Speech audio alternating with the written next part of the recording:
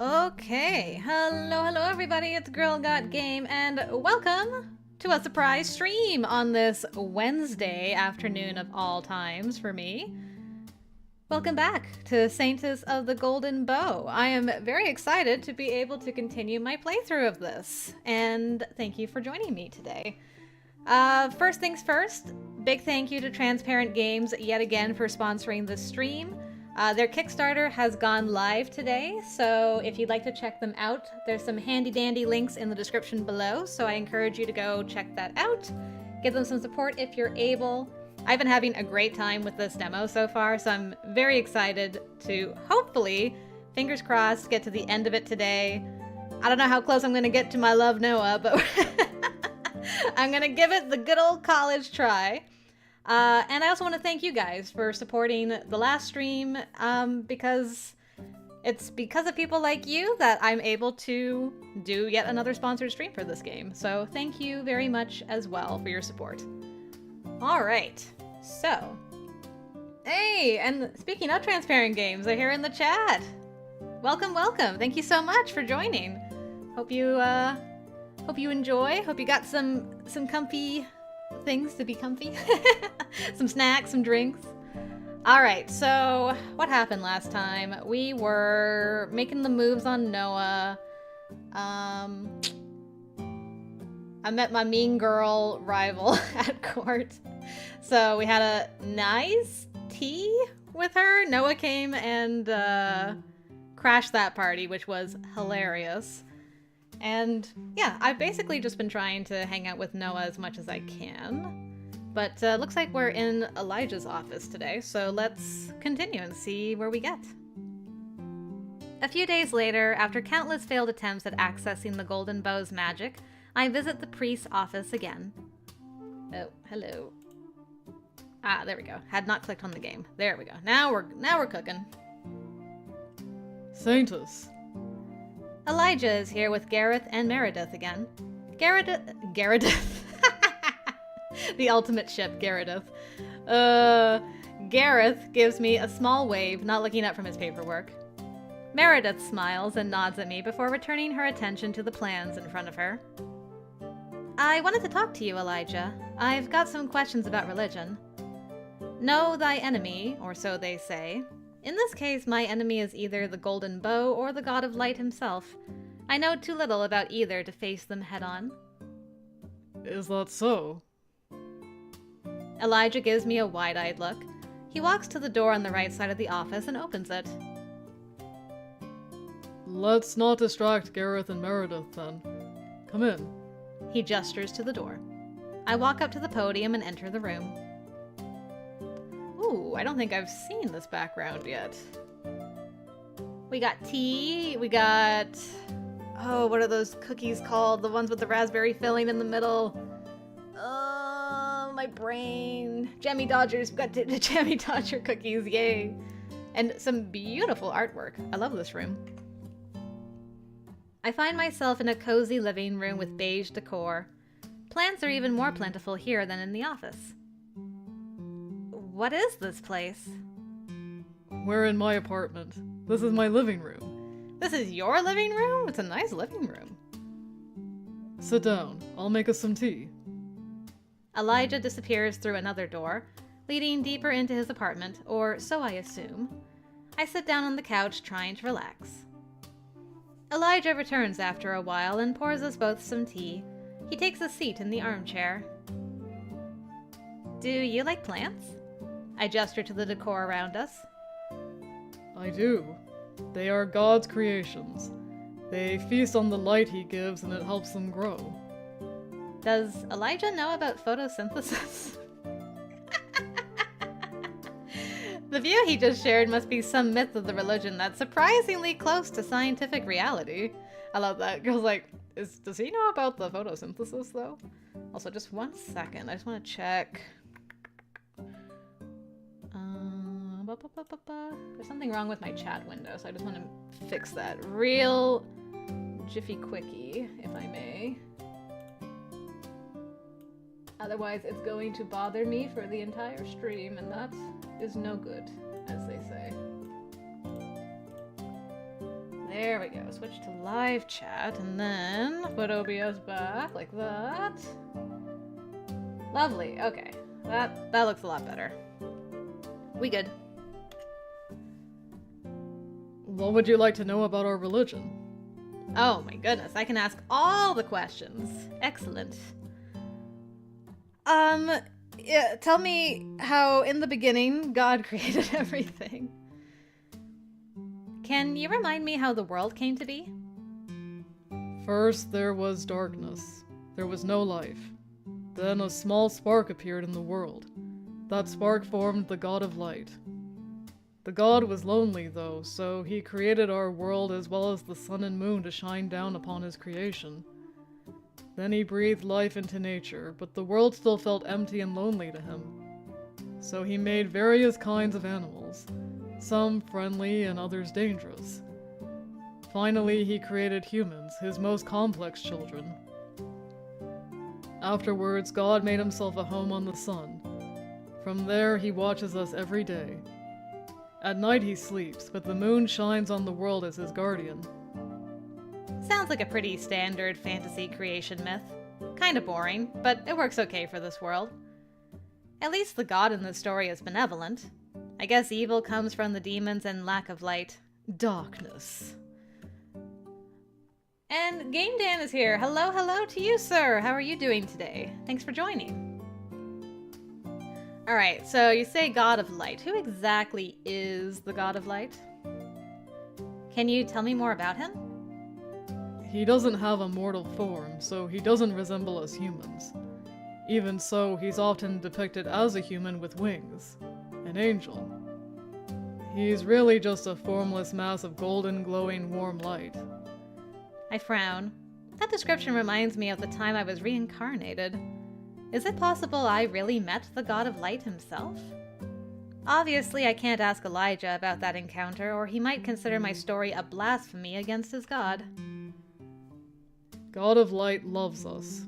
He's kinder than any being in the world. That's why, when the demons attacked, he gave us the means to defeat them. He is a deity that interferes with the mortal world, but not directly. He gave humans the golden bow, crafted by the blessed blacksmith, but he wouldn't just step down from his pedestal to instantly resolve our problems. Humans have to save themselves. He just makes doing so easier, especially if we believe that the golden bow really is the only weapon that can defeat the demon queen. I'm so curious what this demon queen is going to look like. She's been so hyped up and I'm like, oh, I want to see what her design is so badly.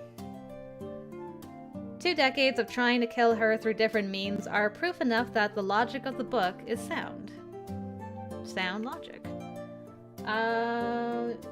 So you might disappear in a bit. You have a chat with your therapist later. Okay, no worries, Game Dan, but thank you for joining for a little bit. The description makes you think of other anime god characters. Yeah, actually, that's true. That's true. I'm with you there. I'm gonna meet her today! Eee! Oh, I'm so excited! I've been wondering what her design's gonna look like for ages. Ooh, yay. This excites me. I can't wait. Thank you. Oh, alright.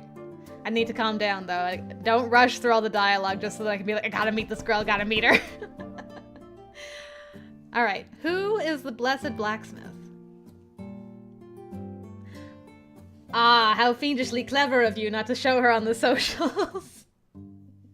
You know, that's all anybody would talk about. It's like, mommy? I mean, sorry. I mean, mommy? I mean, sorry. I mean, demon queen mommy? That'll be me when I meet her. I can't wait. It's gonna be great. Anyway, Elijah, sorry. I was not fantasizing about a demon lady queen at all. I was wondering, who exactly is the blessed blacksmith? Cyros? Ooh, yes. I'm so curious what her voice sounds like, too. Ooh, yes. She is hot. Yeah! Game Dan asking the important questions. Is she hot? This is the most important question. I'm glad to hear that she is hot. This is gonna be great. Anyway, I gotta get my refocus. Stop thirsting after someone you haven't even seen yet. I'm gonna assume it's Cyros? Hopefully I'm pronouncing that right. Clement Cyros. He's still alive, although nobody but the Empress knows where he lives. Oh yeah, I guess it hasn't been that long ago since he made the bow. I never really thought about how he could still be around. You would think he would be up there in the echelon, having made, like, this holy weapon that can kill the Demon Queen. Yes, Game Dan, that's where I am, just like, smack my cheeks. He's gone into seclusion. Too many people wanted to worship him as if he were the god of light himself. He preferred to live an ordinary life. Ah, I see, so he chose to go into seclusion. Makes sense. As far as I know, he's a farmer somewhere to the west of here, and has nothing to do with demons and religion anymore. Good for him. He's gone through enough for the Lokari Empire. I agree with that sentiment. If you're wondering if he knows more about the Golden Bow than I do, the answer is no. He simply received a vision showing him what kind of weapon to create, and he made the bow from that image. The God of Light blew his power into Clement's creation. That's how the Golden Bow came to be. Interesting. Okay. Why are demons attacking the Lokari Empire? Why indeed. The demons are not of this world. 23 years ago, a portal opened to another world, the demon's domain. Fiends poured out of the Terran reality. They want only to destroy all that is alive. They are pure evil. Their very existence is a blight on this beautiful world God created for us. However, as they are not made by God's hand, he cannot directly influence them. That's why he gave us the Golden Bow and chose its saint. Okay, I was wondering about that. I'm like, did this God of Light make the demons, or did they come from somewhere else? Good to know. Now we'll be able to get rid of the Demon Queen using God's pure power embedded within the artifact. Hopefully once the Demon Queen is gone, the rest of the demons will stop attacking. That's my hope as well. Alright. Thank you. That's all that I'd like to know. Thank you for answering my questions. I'm always happy to talk to you about a topic that's close to my heart. There's one more thing I wanted to ask you about. The question may be a bit random, but please hear me out. Ooh, she's blushing, girl. What you want to know? It's a multiverse of doom. I love that. Yeah, I was thinking, I'm like, we weren't somehow responsible for the Demon Queen coming to this world. Hopefully not. Hopefully there's just, like, many, many worlds, and, she just happens to come from one of those worlds. Ooh. Alright, Celeste. Good question. Is there any mention of love in the context of the religion of the God of Light? Love? Silence falls between us. Elijah gives me a long look. I let him think. There is God of Light's love for his children. There may be more in the large tome about the Lokari Empire that I have from my collegium years. It includes myths from ancient times. I haven't read the book for a while, so my memory is rusty. I can give it to you to browse. I wouldn't be able to read the book since I don't know the Lokari Empire's alphabet, but he might think me rude and strange if I refuse him. I'll have to take the tome from Elijah or risk drawing suspicion upon myself. I would appreciate that. Elijah gets up from his seat and walks over to a large bookcase. He takes out a large book with a navy cover and hands it over to me. If something about love in the context of religion comes to mind, I'll find you and let you know. I take the book from him and nod. I realize that, for the first time in a while, I have finally relaxed around Elijah. Yeah, you're also not like rubbing up on him like a cat, for once. I've just been enjoying the conversation and tea. When he speaks of matters he knows well, he has an aura of serenity to him. Though I can't help but notice something else in his expression. It's like an atmosphere of sadness surrounds him. When he smiles, his eyes don't always shine.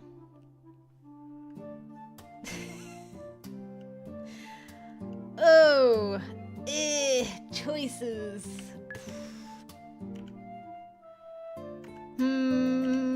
I do really like Elijah, just for the record.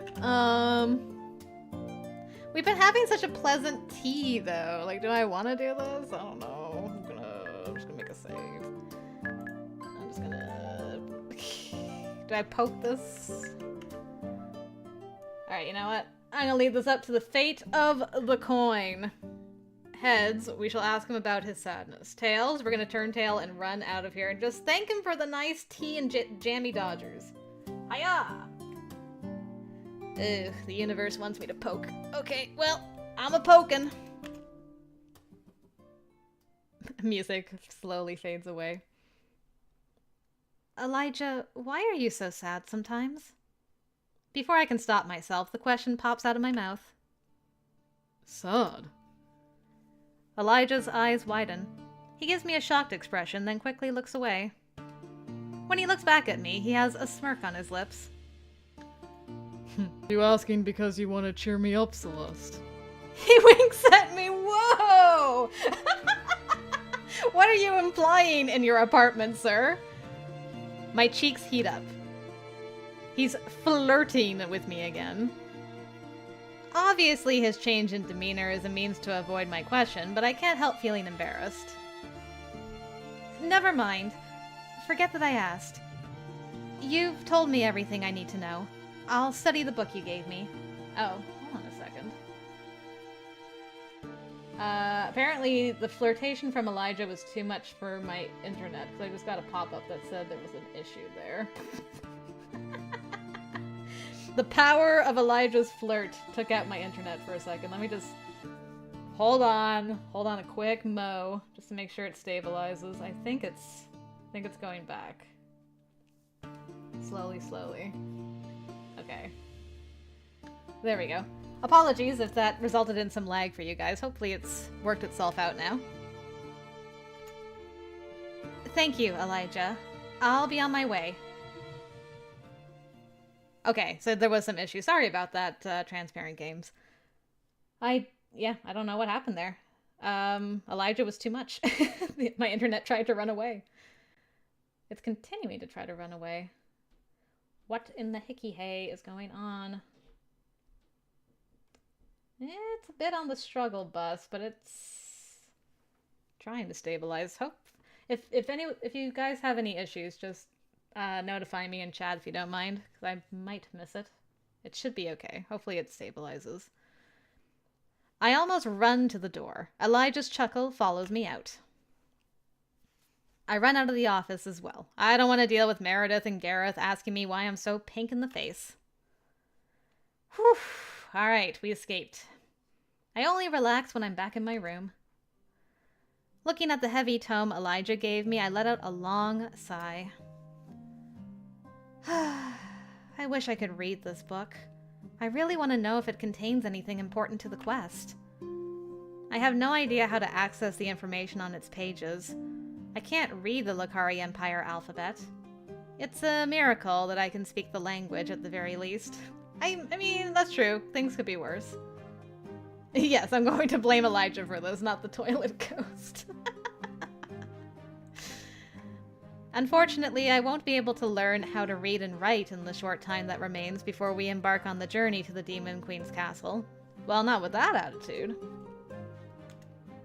What should I do? A knock on the door takes me out of my grim thoughts. My sister is here! Hooray! I haven't seen her in so long. You have not... Well, I was gonna say you haven't missed another sword at neck moment, Samantha, but, we were chatting, having some tea with Elijah, the priest, and, the fate of the coin, got me to ask him why he's so sad, and he suggested that we were there to cheer him up, wink wink. While we were in his apartment, I'm like, goodbye. So that's what you missed. But other than that, you haven't missed too much. So, yeah. Alright, Levi. Lady Eurydice de Coirus has arrived. Levi's voice can be heard from the other side. I wasn't expecting Eurydice today, but she often pops in at random times to see me in between all the tea parties she attends.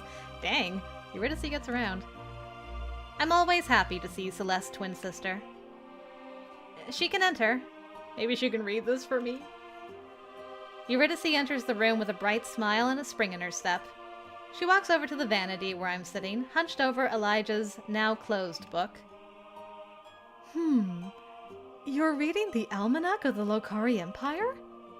You know this book? Yes, of course. It was required reading for us when we first started learning about the Empire and the God of Light. It's not an easy read. You almost threw your copy out of the window in frustration. Sounds like something Celeste would do. Still, if Eurydice knows the contents of this tome, I might be able to get the information I need from her. Do you remember the content of the almanac well? I think so. Our tutor had us memorize passages, and I wasn't as resistant to the idea as you were. Why did you pick up this hated read again? I got the tome from Elijah.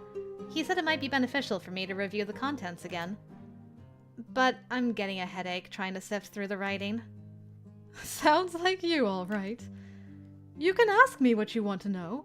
If I remember what the book said about the topics, I will share. Thank you for your help, Eurydice. You're a blessing. What would you do without your sister? You would be quite lost if not for me. There's nothing else I can do but agree with this statement. Best sister ever. Andrea, thank you so much for joining. It's so nice to see you. I hope you're keeping well. And I'm very happy to have you for a stream. A live stream. Yeah, there is a bit of a description, and there's a description in the description? Yes, there is a description of the game in the description box. But the short rundown is that our girl was an office worker in America, and she got isekai'd by Truck-kun into a Korean boys' love visual novel as the love interest for the protagonist who died in the opening chapters.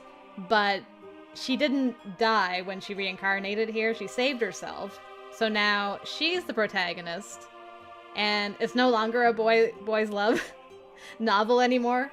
So she's now inherited the power of this magical holy bow to defeat the demon queen. But there's also an element of she has to fall in love with one of the guys, probably in order to unlock the bow's full potential to save the world. That's kind of the overarching theme, and then, yeah. Hopefully that made some kind of sense. Alright, so, my dear sister. Oh, and of course she's trying to make sure nobody knows that she's been reincarnated into this character, or let on that she knows what's about to happen in the book, so. She's keeping on her toes as best she can. How are religion and the history of the Empire connected? How are the religion of the God of Light and the history of the Lokari Empire connected? The first emperor, ages ago, was blessed with the power of light magic. He was also the first high priest who founded the Church of the God of Light. Wait, so the two positions were... Oh wait, that's me. Well, never mind. Okay, I'm so glad, Transparent Games, that you also have had that moment where you're like, so like this, and then this, and then this, so with the power of the protagonist, it will compel the boys to fall in love with her. But yes, as the Transparent Game said, they are canonically pan and bi, so I think that was last stream. Celeste was kind of feeling them out, like, oh, well, except for Levi. Levi, she already knew from the book, was interested in both men and women. I think with Noah and Elijah, she kind of had to suss it out a little bit more, but she did figure that out. That, okay, they are interested in women as well. So, there you go. The plot is plotting. So good. Very accurate. Wait, so the two positions were part of a single role at first? Yes, that situation was how the Lokari Emperor came to be called the Sun. He represented God himself amongst mortals. He was the closest thing to God in the mortal realm. Later, the function of the Emperor and the High Priest became separated. One of the emperors did so for practical reasons. Ruling over the Empire and taking care of holy matters at the same time was just too much of a strain. The Emperor's consort, the wife or husband of the Emperor, was called the Moon of the Empire based on the role of the moon in the creation myth. Ah, okay, that makes sense. She was to rule over the Empire if the Emperor ever got ill, or wasn't present in the palace due to going to war. Ah, so currently Empress Morel rules over the Empire. Yes, and her Emperor consort is Lucius, who comes from the kingdom of Durandal in the south.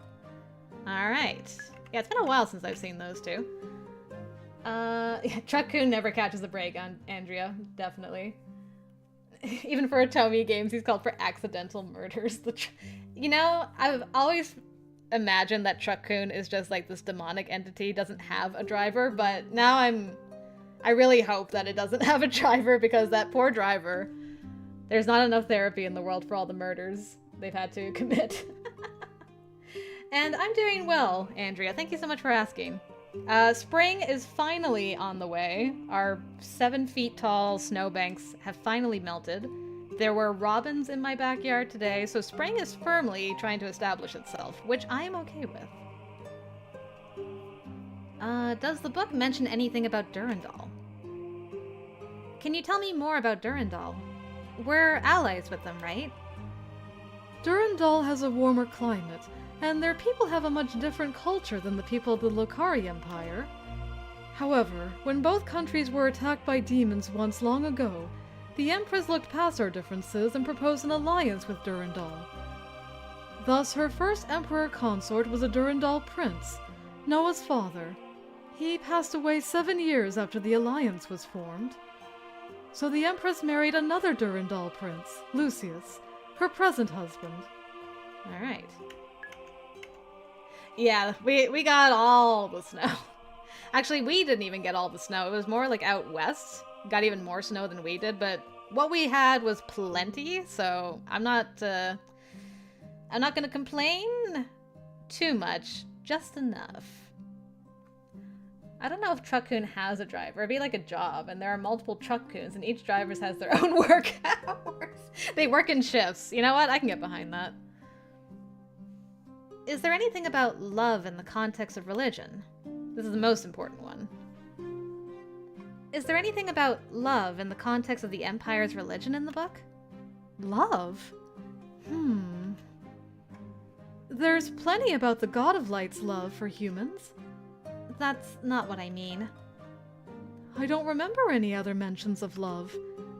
Why do you want to know something so strange? Uh-oh, I should be more careful with my questions, yet love was the most important thing I was looking for in the tome. Still, I can see how the question might be seen as strange. Never mind, I was just curious. At least it's with your sister, so now she can be like, yo, you crushing on somebody? You crushing on somebody that's going on this adventure with you? Girl, what's going on? That's all I wanted to ask for now. All right. The first 100 pages mostly detail the Lokari ruling system, but I doubt that information would interest you much. Not really. Next, the book talks about the creation myth, but you know that story by heart since Mom told it to us many times in our childhood. I nod. Elijah had reminded me about the creation myth recently. Eurydice mentioning their mother makes me feel a pang of sadness and regret. She passed from an incurable illness when Eurydice and Celeste were both young. Celeste has some memories of her, but they are faded. Oh, good. I remember in the last stream I did Transparent Games that Celeste was asking her, like, are you interested in somebody? Eurydice had made some comment, and Eurydice was like, I'm not ready to share that yet, and I've been so curious who she's interested in. So I'm happy to hear that she does actually have a love story in the full game. I'm excited to see who she be crushing on. I've met her. Oh no, I've met her. Okay. I'm going through the ladies. And like there's the soldier that works for Noah. Man, my memory is terrible for names. And then there's like my mean girl rival. I really hope it's not her. And then there's is she a countess that Eurydice is like a handmaiden for or something like that? Those are the only... Yeah, I'm thinking it's the nice lady at the tea party, that countess or whatever. I wouldn't be surprised. That's who I immediately think of. But maybe it could be Noah's Guard. It could just as easily be Noah's Guard. What? I don't get special knowledge. Boo. I'm just kidding. That's already like exciting though, because now I get to chew on it and speculate when the full game comes out. Then I get to find out. I'll just be like, okay, there's this one, there's this possibility, and there's this possibility. Trollolo. Perfect response. Absolute trollolo. Alright, fine. I'm not salty about it, not even a little bit. I'm just gonna sip my tea. I'm gonna cry into my tea. Anyway, back to being sad over Mom. Celeste and Eurydice's mother resembled Eurydice in personality. She was a sweet, kind woman. How she put up with Father's tyrannical ways is difficult for me to understand. I guess she must have loved him, despite everything he was. How the Church of God of Light operates and the fundamentals of religion are detailed in the book as well. But that information is boring to anybody who doesn't wish to become a priest. I'm fine with my current role. I didn't expect you to be interested in joining the church. Then the book lists a bunch of myths connected to the ancient Lokari Empire, but I can't say I have a good recollection of them all. They're just legends anyway, and may or may not have any truth to them. Those ancient stories may hold the answers to my questions, but if Eurydice doesn't remember the myths, then I can't pressure her to summarize them for me. I won't be able to fully access the knowledge of this book after all. Still, Eurydice has helped me out plenty. Thank you, sister. There, I spared you having to read through this boring, heavy tome. You don't know how much I appreciate you for it. I can imagine. We spend the rest of the day just chatting and hanging out. I could use a break from my archery practice. My body is tired from the constant training. I don't feel like I'm any closer to forming a plan to defeat the Demon Queen, though. I also still don't understand how to access the Golden Bow's magic any better. At the end of the day, I remain frustrated with my lack of progress. The next day, while I'm hanging out in the living room of our apartment, Eurydice approaches me with a spring in her step. Celeste! We've received invitations to another ball! Oh no. Me and Celeste, like, oh, the last one went so well, though. Oh, I really want to go. Oh no, not another one of those painful social gatherings. Look! Eurydice hands me an envelope with a royal seal. The Empress's seal? Yes, these envelopes were inside a bigger one. The Empress formally invited Father, myself, and you to a ball tomorrow evening. Tomorrow? That's so little time to prepare! Yes! Aren't you excited? Not at all. Aw, Celeste, don't be so dour. I'm sure the ball will be beautiful, with good food, amazing music, and interesting conversations. Yeah, my mean girl rival's probably gonna be there too. Molly is Celeste confirmed. I mean, we both love purple, so, you know, it could be a thing. Glad you're liking the background and character design so far. They are beautiful. I love them too. You know I hate any kind of gatherings of nobles. Can I refuse the invitation? No, you can't. I'm I'm sorry, but not attending when you got a formal invitation from the Empress would anger her. I don't want to antagonize the Empress. It's just that... What am I supposed to do about my lack of etiquette knowledge? I'm not going to suddenly get a lot better at those skills by tomorrow evening. With all my archery practice, I've had no time to worry about learning to be a proper noble. There's a knock on the door. Paul, Eurydice's knight, opens it. Oh, hello. I don't think I've seen you before. That's true. She did say nice conversations, not nice people. That's an important distinction. And Mora is here! Yay! Welcome, Mora. Glad to see you. How are you doing? Alright, Paul. A messenger from Duke George arrived for Lady Celeste. From Duke George? George? Messenger. Ooh, BLT, yum! Can I have a bite? I'm hungry. I could really go for a BLT. That sounds great. I bring word that my master, Duke George, would like to see Lady Celeste in 2 hours at the Royal Conservatory. The conservatory? Duke George wants to see me? Yes, that's right. I'm supposed to come back with a reply, my lady. I'll see his grace. Girl be blushing.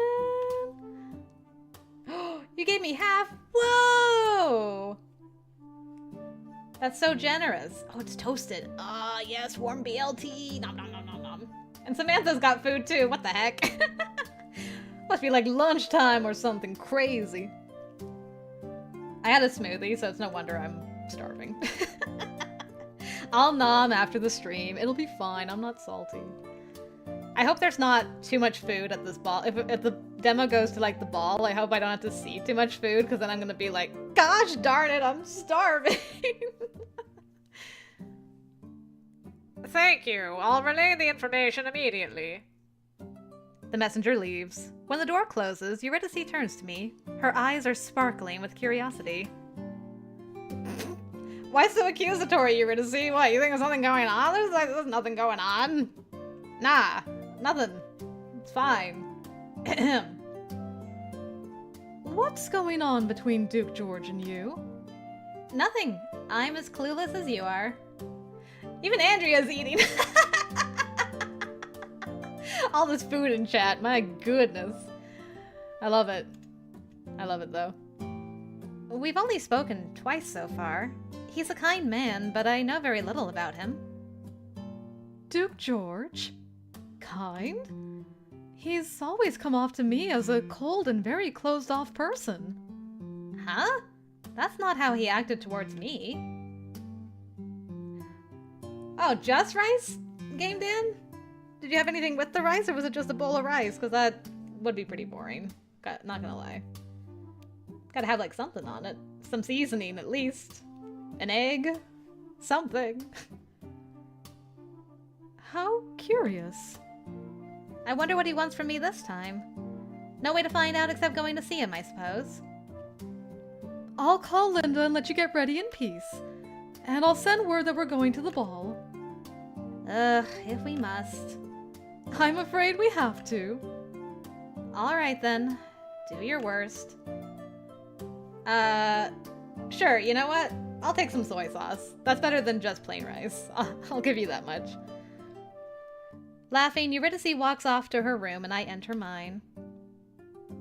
Ooh, and Andrea's got a sandwich. Hello, Linda. Yes, Eurydice wants some love interest for herself. Although, we just found out she's got her eye on some lucky lady that we've met already. But that's all the info we got. So we gotta think about it. Gotta think about who she's smitten with. Linda spends the next 2 hours getting me ready to meet Duke George. I almost said Deke George. Duke George. It's almost like preparing for a ball, considering I've been summoned by someone so important. All the while, I continue to wonder why George wants to see me. Yes, Maura, it's a beautiful thing. Oh man, I'm going to all the tea parties this stream. Elijah had me for tea and Jammy Dodgers. Whoops. And, that's not the right button. And now George got us some fancy little cakes and tea. Lovely background. Love this. That's true, Samantha. It could be Linda. I didn't even think about it being Linda. Ooh. How scandalous. Good point, though. That makes sense, Dan. That makes sense that you can just grab rice anytime. When I arrive at the conservatory, I'm in awe of the splendor of the large glass building. Plants I've only seen in books on the Kingdom of Durandal fill out the greenhouse, alongside vegetation from the Lokari Empire. Hello, you. In the middle of the room, a table is laden with food of all kinds. George stands in front of it with a kind smile on his lips. Welcome, Lady Celeste. Your Grace. What is the occasion? I take another good look around. That's enough food for a party. Where's everyone else? There's only one servant in attendance, standing by the glass wall, trying to be as inconspicuous as possible. Levi takes a spot next to him. There will be nobody else coming. It'll be just you and I. Oh? I haven't eaten lunch yet, so I thought I'd like to partake in the meal with you. A lunch dato with me? And I'm so hungry, no! It's not even the banquet yet, and I'm already getting teased with more food. I blink once, then twice. My mouth falls open. You want to eat with me? I want to scream at him to explain himself. What is it about me that interests him enough to offer me a table full of food as well as his prestigious company?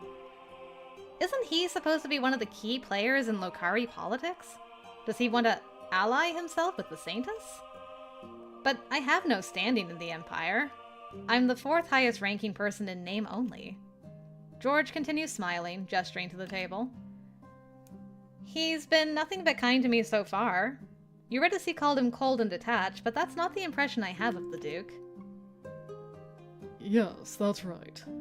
I would go even further. I have a proposal for you. A proposal? This is so sudden. You don't even have a route officially yet. Wait. This guy's really trying to put in the work to get his route going. Alright. Oh, so he does want something in return for his gesture. I'd like to offer you a private etiquette lesson. Ah. I mean, that would be helpful. You... what? I noticed your lack of proper table manners during the last ball. I can't fix your lack of knowledge in one sitting, but I'd at least like to help prevent you from getting embarrassed in front of the court. I'm surprised and a little touched by George's kind offer. But why do you want to help me? Perhaps I have an interest in you and would like you to feel better in your skin as a noble lady. An interest? What kind of interest? Nothing suspicious, I assure you. Now will you accept my offer of help? If it's not suspicious, why don't you just tell me what it is, George? Georgie Porge? It's not like I have a choice. George is offering me exactly what I need right now. With tomorrow's ball coming up, I'm already stressed about my guaranteed poor performance at the table. If he can help me feel more at ease during the ball, maybe I'll actually be able to tolerate the social gathering. Samantha, that's so good. What kind of interest? Me. A love interest? Yes, Mora. Is this platonic? Oh my god! Oh, that's great. I should accept, even if I end up indebted to the Duke. Alright. I accept your kindness. Good. Sit down, please. He pulls out a chair for me. I sit down at the table and give the food a good look. Perfect. Thank you, Mora, for taking Avery's spot while they're not here. George takes a seat next to me. He gestures to the utensils. Let's go over which utensil you should use for which type of food. We'll sample small bites of everything together. We spend the next hour nibbling at food, while George slowly and carefully explains the proper etiquette to me. He tells me about the utensils, corrects my posture, gives me pointers about what to say and which topics not to broach during a meal. And those are all the basics you need to know. If you review everything I taught you once you return to your family's guest apartment, you should be able to recall most of the lesson for tomorrow. Thank you so much. I'm really grateful for your help. I can't have the Saintess, one of the most important people in the Lokari Empire, be belittled for not being a proper noble. Thank you. More importantly, I don't want you to have an anxiety attack again. You noticed? I saw the condition often during my time as a general, in my soldiers. Lowered field of view, trouble breathing, body shaking, wanting to bolt like an injured animal. I recognized all the signs in you during the last ball. Aw. That makes me sad. I'm sorry I couldn't follow you out into the gardens. A noble cannot leave the dining table during a meal. Except for me, when I was like, I gotta get out of here. Will you retain this information if the teacher is so distracting? That's an important question to raise, Game Dan. Very important. I understand. So I made that big of a blunder. Your behavior won't win you any favors, but I fully understand the need to get away. You've been burdened with a huge responsibility, expected to fit a grand image people have created in their heads of you. Actually, on that note, about, like, nobles can't leave the dining table or whatever, we ran into Prince Noah out in the garden. Shouldn't he have been sitting at the banquet table? What was he doing out in the garden? Did anyone look at him askance? Probably not. I know how that feels, and I don't want you to suffer further. We've all been formally invited to tomorrow's ball by the Empress, so we cannot skip the event. That's why I thought I'd help you gain more confidence so that you won't be as frightened. I really appreciate your kindness. You said you've seen a lot of suffering on the war front? Maybe he'd like to share some of his burden with me? Uh-oh, music just cut off. What I've seen doesn't matter right now. George's kind smile disappears, replaced by a cold expression. I need to prepare myself for the ball as well. Thank you for today's meal, Lady Celeste. He's completely shut me out. Oh no, I asked the wrong question. Of course George has seen a lot of pain and death. He fought on the war front. Why did I think he'd want to discuss those events with me, though? For a moment I felt close to him, but in the end we're still just strangers. All right. I'll see myself out then. Thank you again. I curtsy and leave. George says nothing more to me. It's like an arctic wind suddenly blew between us, taking away all his warmth. Duke George is really a mysterious figure. I can't let my guard down around him. Indeed.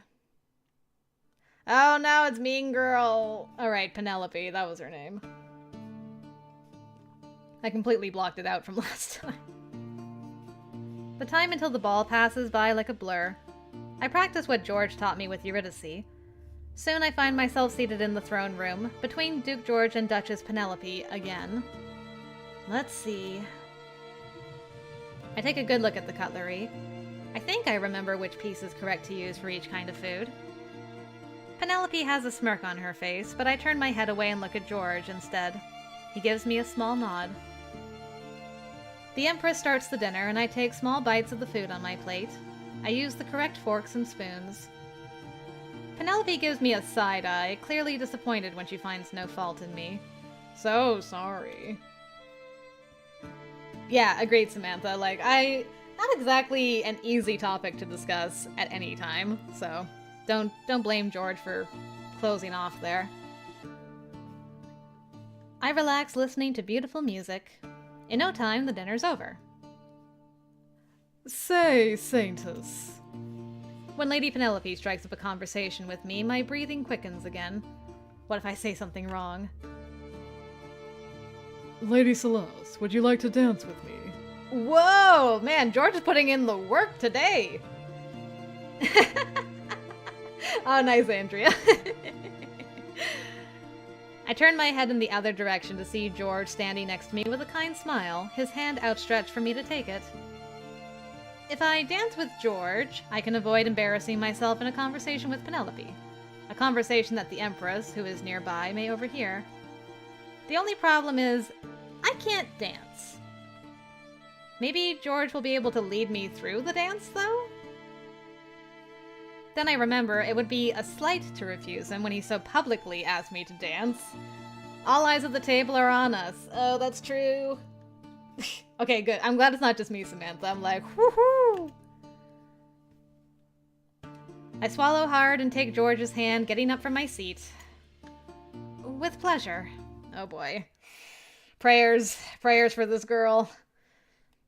George's smile grows as he leads me to the center of the ballroom. He gives the band a small wave, and they change the music to something more suitable for dancing. Not that I know what the dance is. The tune sounds like something formal. You worry so hard, your thoughts are etched on your face. Oh, I'm sorry. I'll lead you through the dance. Don't worry, just leave everything to me. A CG too? Oh, this guy working so hard. Oh, what a beautiful CG. Oh no, George is making the plays. George is making the plays. I've forgotten all about Noah. Noah who at this point? I haven't seen Noah for like an hour and George is taken over. We take a starting position and George gently moves me through the dance. I follow his lead. The motions are repetitive enough that I find myself relaxing. I wanted to talk to you again. Voice acting. In the privacy of dancing, I can ask you more than I could at the table. You want to talk to me? Yes, I do. First, I'd like to praise you for your etiquette skills. They have improved tremendously. You still lack confidence, but you didn't make any obvious mistakes tonight. Nice. Nothing any other noble at the table could scorn you for. I'm glad. You still need to improve the way you converse with nobles. But that'll be more of a process to master if you want to put effort into acquiring the skill. Good communication isn't something you learn overnight, after all. I understand. I really... Yes? What is it? I'd like to thank you from the bottom of my heart. It's because of you that I got through the meal without embarrassing myself. You didn't need to help, but you did. You're the kindest person I know. Damn. Oh, she got him blushing.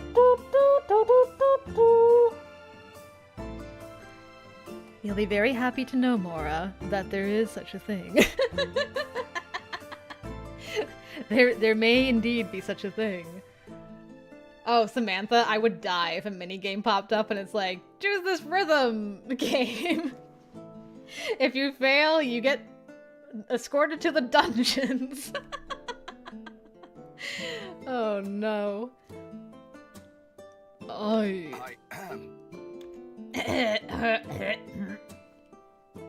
I stare at George, wide-eyed. His cheeks are deep pink. Did I embarrass him?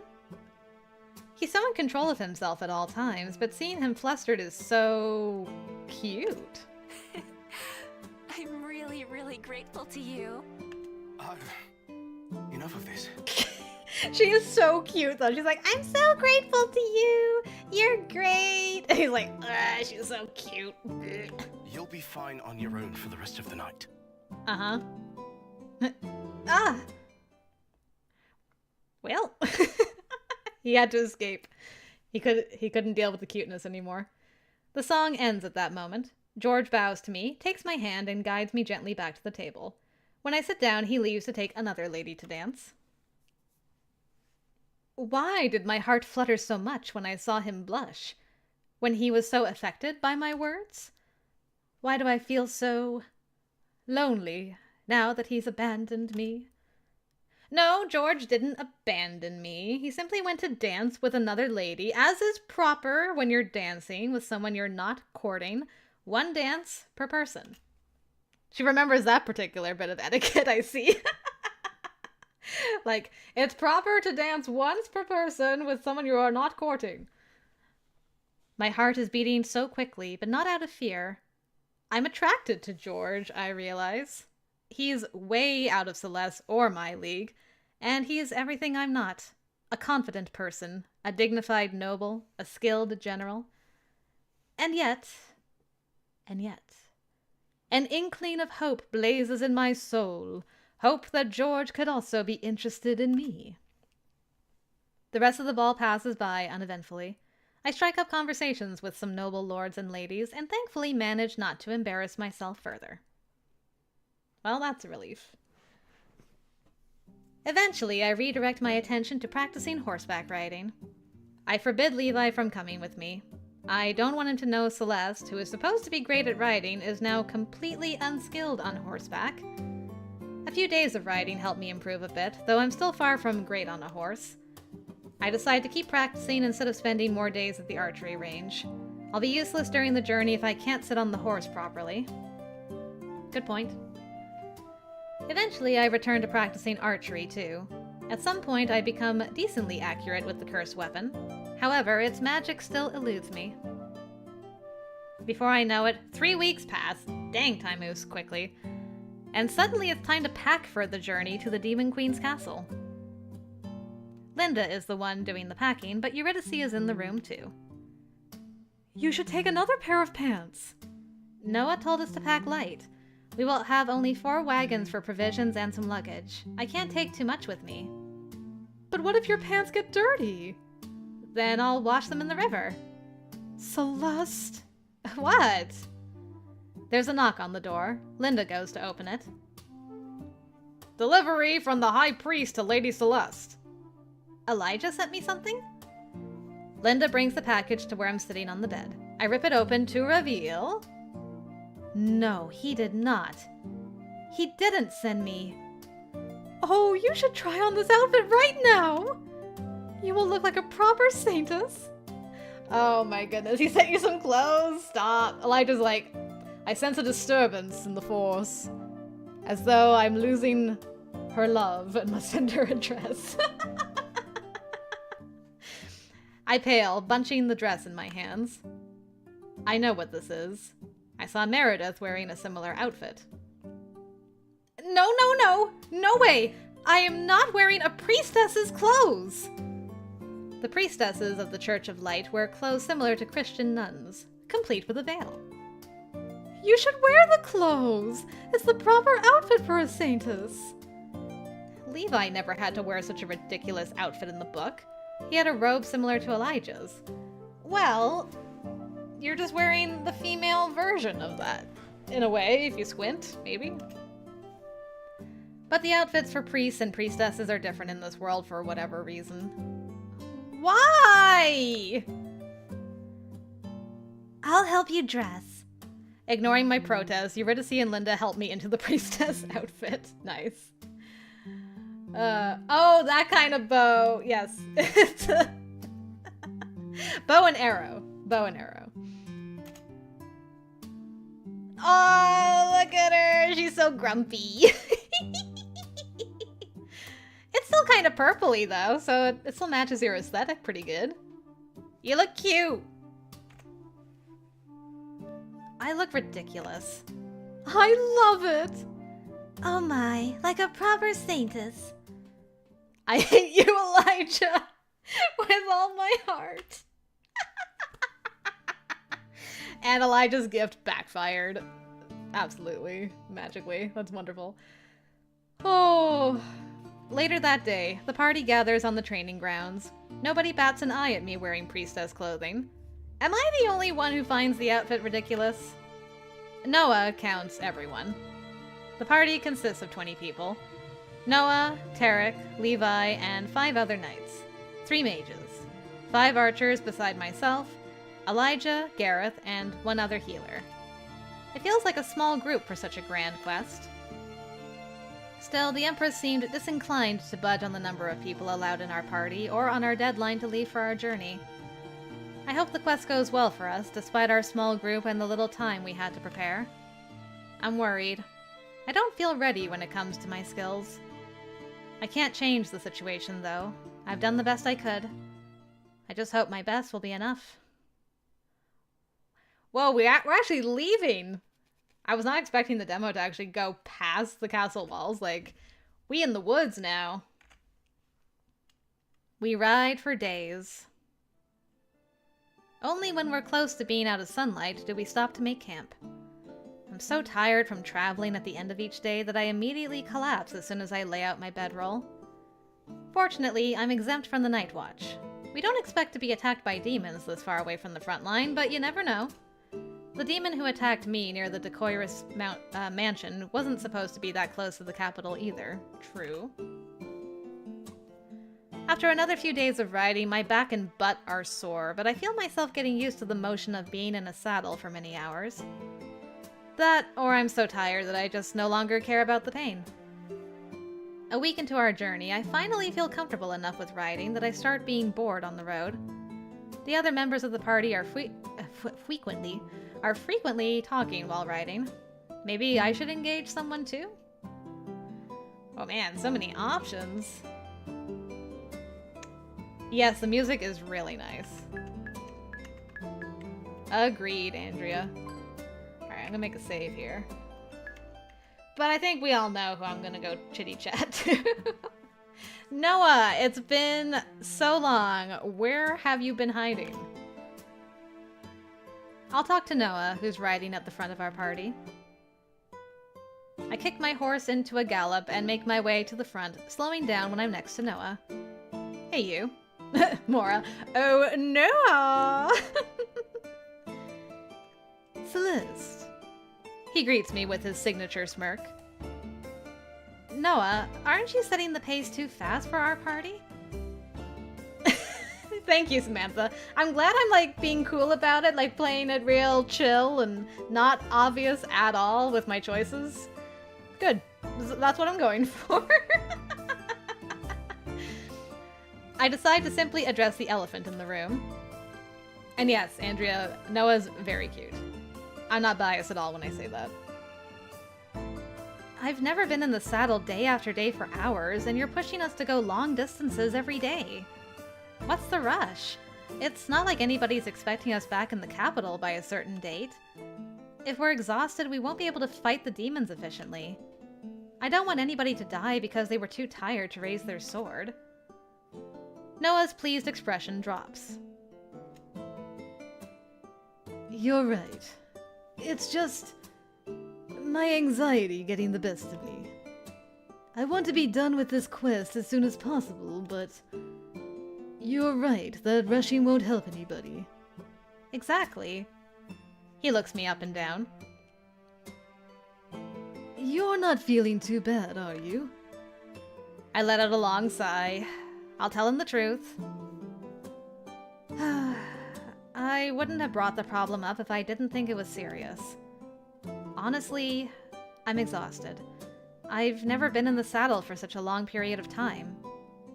Looking through Celeste's memory, she's been riding horses for a long time, but she's only ever taken them on short excursions around the decorous lands.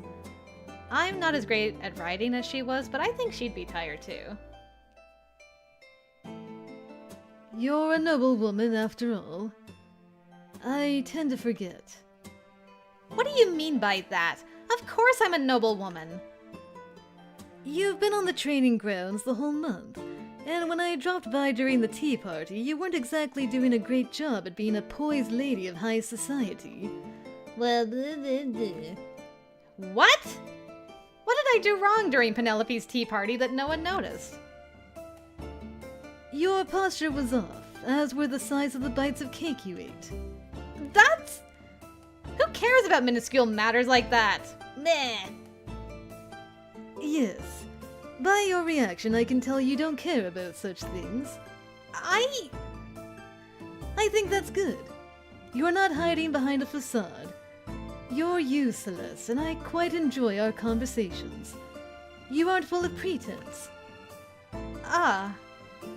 There he goes again with the flirting, and now I'm like, George who? So easily distracted. Do something about the pace we're going at. But of course, I will. Thank you for bringing the issue to my attention. If there's anything else you'd like to discuss, I'm always happy to talk to you. Actually, there was one thing I was thinking about. Yes? What kind of demons will we encounter? Are there different species or types of demons? Yes, there are. So far you've met an imp. All demons have wings and are capable of flying. Imps attack with their claws. Humanoid demons called devils use whips burning with fire.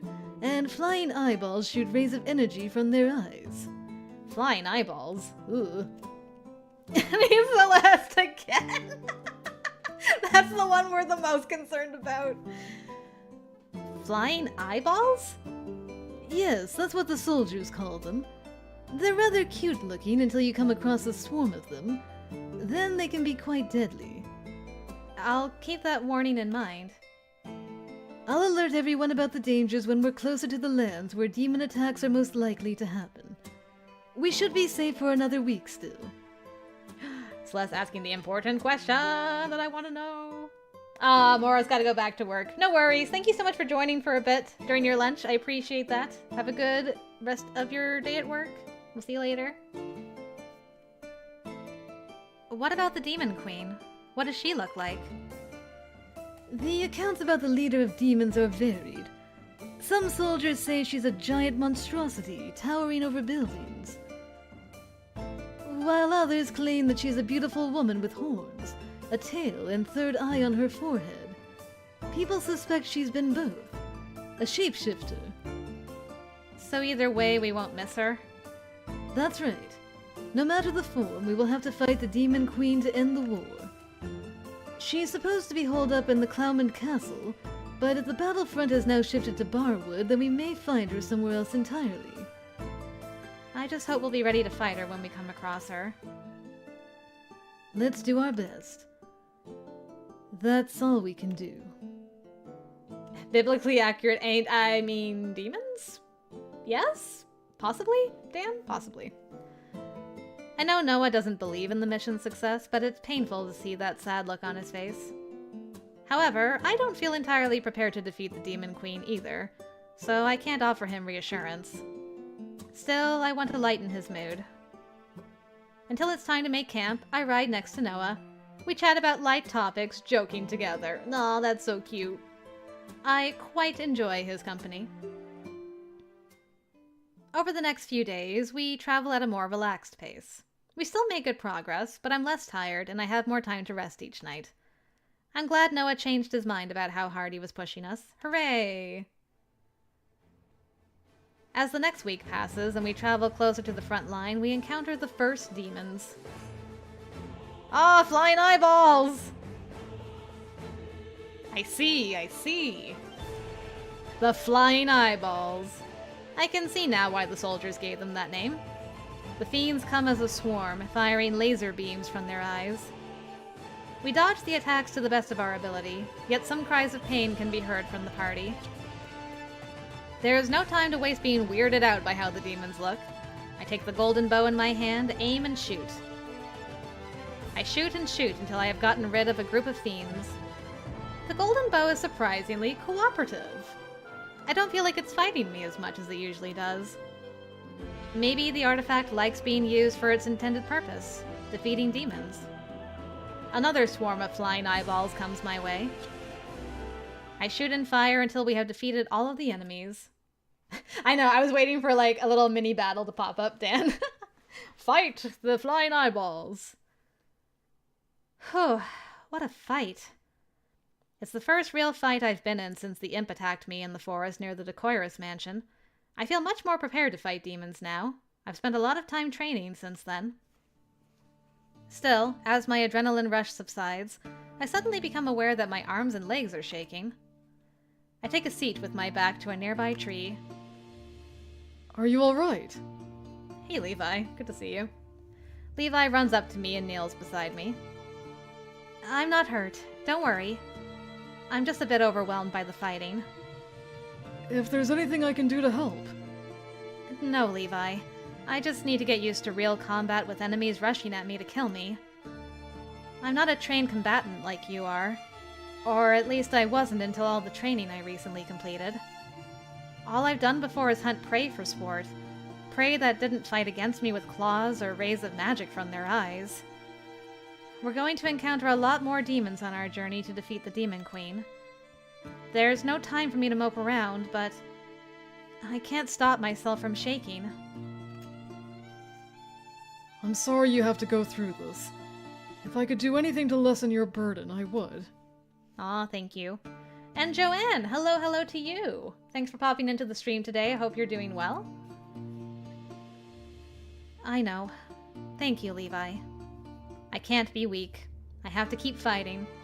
Everyone expects me to kill the Demon Queen. I have to stop being afraid. I know why the situation is so hard for me. I grew up in America, in peace. I never had to consider fighting in a war, especially not against grotesque demons. I have to accept reality, though. The life I had on Earth ended. I died. I belong to Celeste's world now. I'm Celeste, and I'm the Saintess. Everyone expects me to wield the golden bow with expertise so I can defeat fiends. With my resolve clearer, I feel the strength in my body return. I get up from my seat, taking Levi's hand. When I look around at the party, I see the priest healing the wounded. What game am I playing? It's called Saintess of the Golden Bow, Joanne.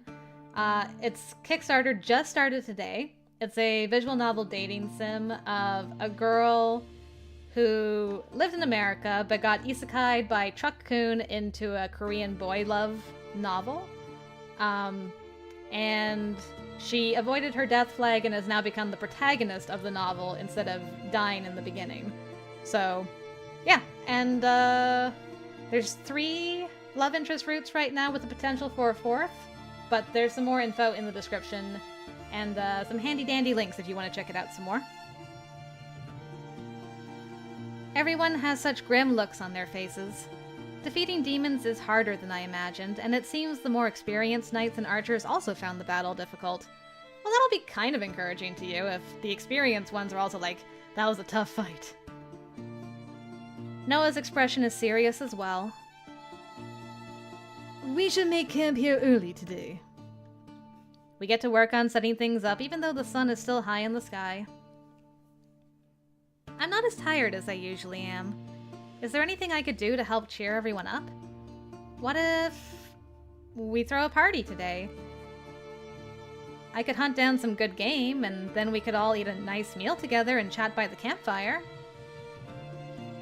Usually we're all too tired after we set up camp to exchange more than a few words. Maybe today's the day we do things a bit differently?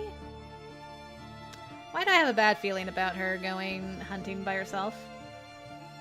I don't, Joanne. I would love to play the Animal Crossing games, but I've never actually played them as of yet. They look cute, though. Definitely something I would probably enjoy. Levi, I'm going hunting. I'll be back in a few hours. Do you want me to come with you? I think about his question for a moment. Unlike Celeste, I'm not opposed to Levi's company. Yes, in case there are more demons around. But let's keep some distance between each other so we can hunt independently without a problem. Right. Okay, I feel a little bit better with Levi being there. This almost feels like the beginning of the game again, though. What other games do I play? I play mainly visual novels and dating sims on the channel. But I've also done some, what are they called?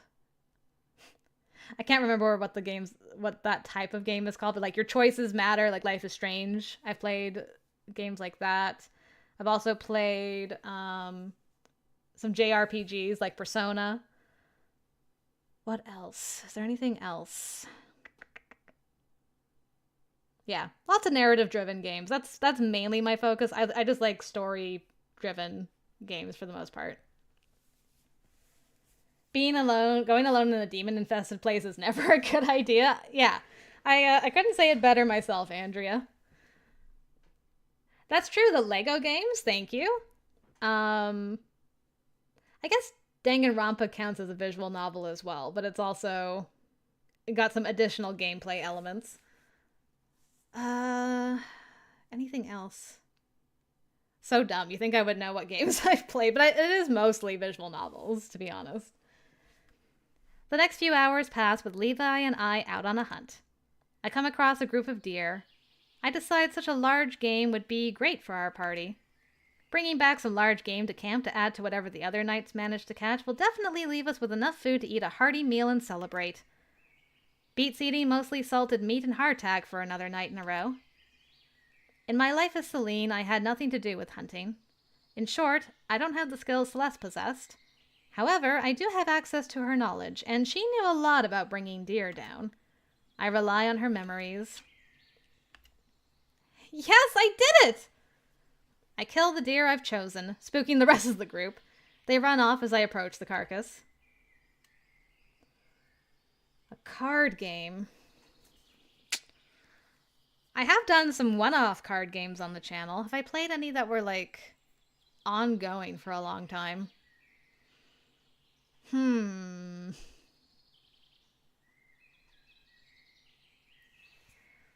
Largely narrative games, VN games, a little horror. That's true, I've done some horror games.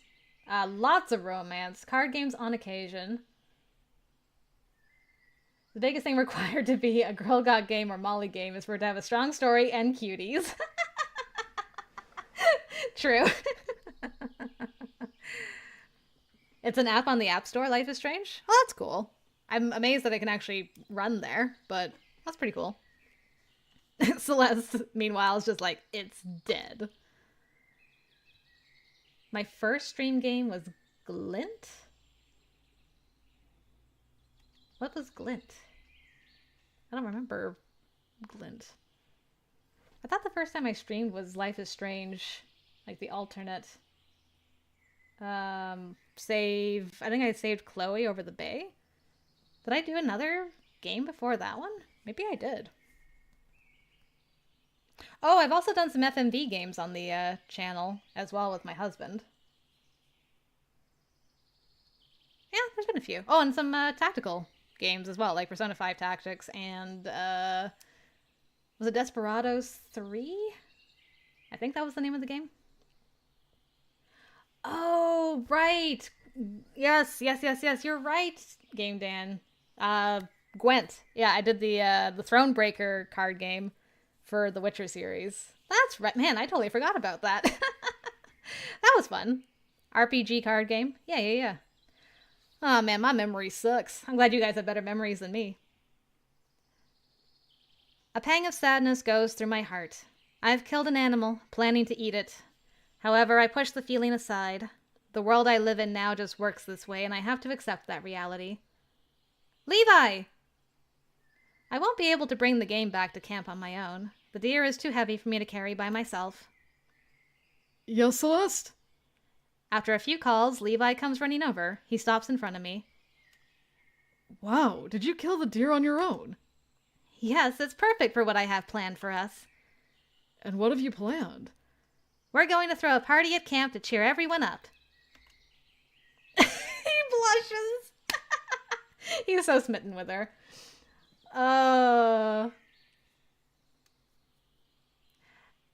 Yay! Transparent Games! Congrats on 100 backers! That's so exciting! Woo!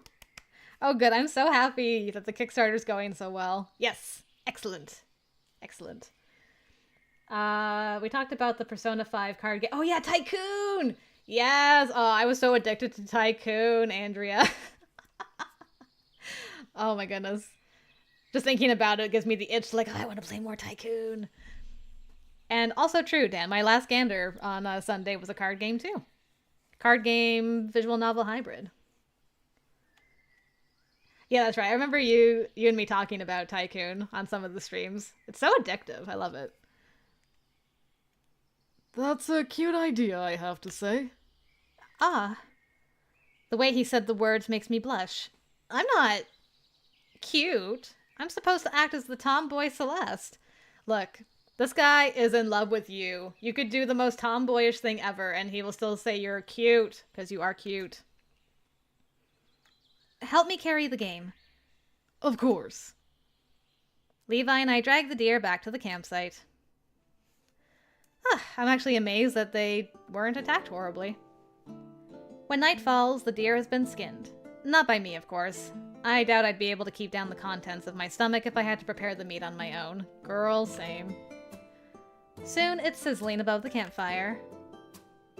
Oh, the scent is heavenly. People gather around the fire, chatting excitedly. Many approach me with gratitude in their eyes. Everyone's happy to eat a large, fresh meal for a change. Hooray! That's true, Dan. That's true. You did meet a rather sweet Polish girl. Polish commander lady. I'm glad Polish people are being good people as a Polish person. Look, all the Polish people I've met have been just lovely, so... Can confirm. How's your Polish lessons going, Dan, by the way? Are you still keeping up with those? As the others start taking off their armor and switching to casual clothes, I decide to do so as well. Are we going cash? We going cash? Casual outfits, stop! I love it! When I return from the tent I usually share with Tarek and other women from our party, I see Levi dressed in his casual clothes now too and sitting by the fire. He's taken out his lute and is trying out a few notes. You brought your lute? I've completely forgotten that Levi is musically inclined. The novel mentioned in passing that he sings and plays the lute. Alright, I'll just make a note of that. Agreed, Andrea. Looks very good on him. I'll get to experience his singing for real now! That's wonderful! It's going well? Good, Dan. I'm glad to hear that. Oh, we got Noah's cash outfit. It looks very fancy, but you know what? I'll take your word. You don't have the cloak today, so that's fair. Noah is sitting next to Levi, drinking from a cup. He's also changed clothes, though his outfit is still plenty fancy. Me and Celeste, same brain cell with everything. Just like, I don't know if I classify that as casual, but it's fine. Elijah! Oh my goodness. So cute. It's great to see everyone relaxing. I turn around to see Elijah behind me. He's changed his clothes as well. He looks good out of a priest's robes.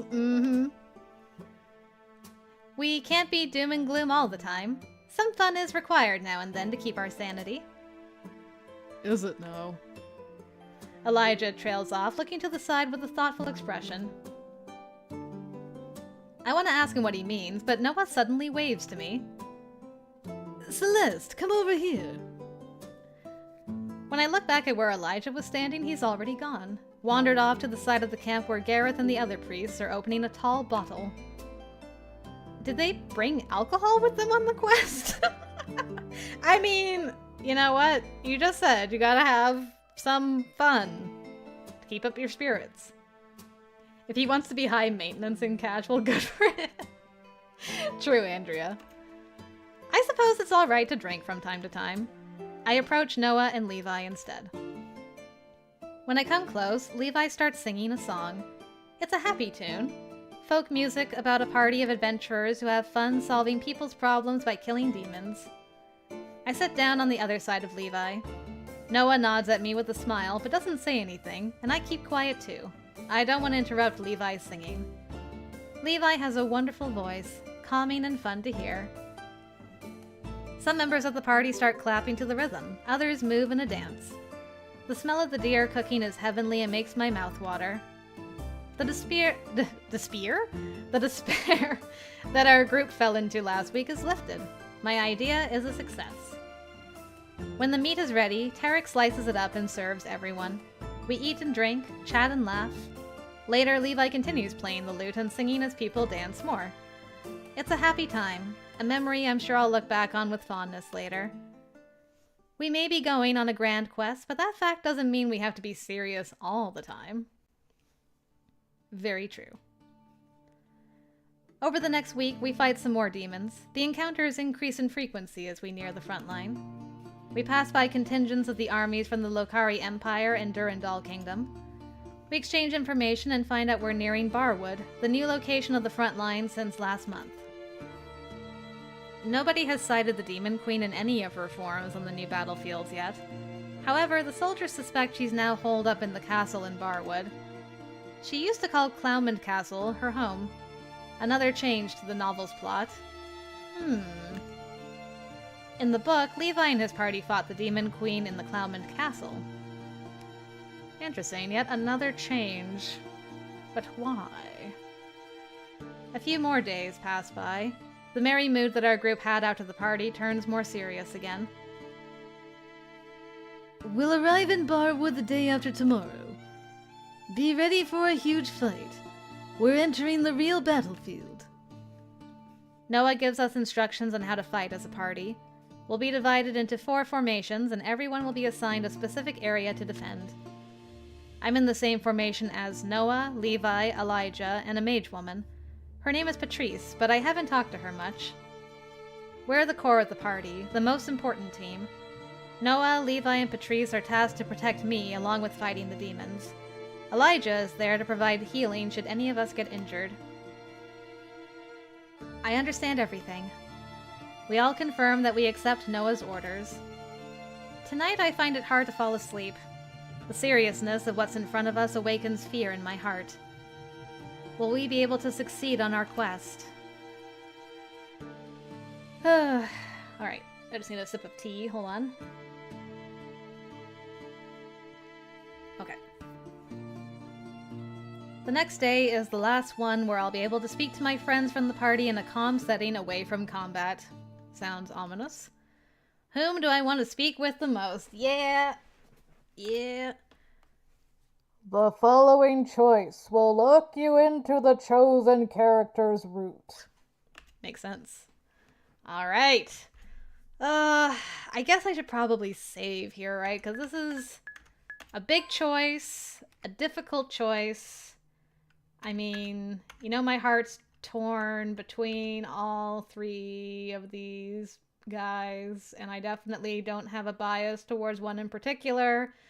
But if I have to choose one, I guess, if I'm being honest with myself, it has to be Noah.